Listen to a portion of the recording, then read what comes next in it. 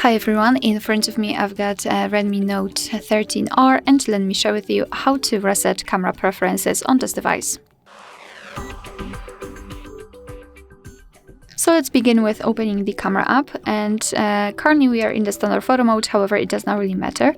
All we have to do is to unroll the upper bar with the options just by swiping your finger from the top to the center, and now enter the settings in the right upper corner.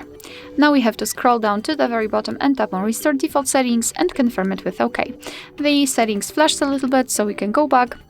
And here we've got the evidence that the reset option worked, because we've got this Welcome to Camera section, which appears after opening the camera for the very first time after setting your device. So just tap on Agree, and the second evidence, because our device asks about the location access. Alright, so that will be all. Thank you so much for watching. I hope that this video was helpful, and if it was, please hit the subscribe button and leave the thumbs up.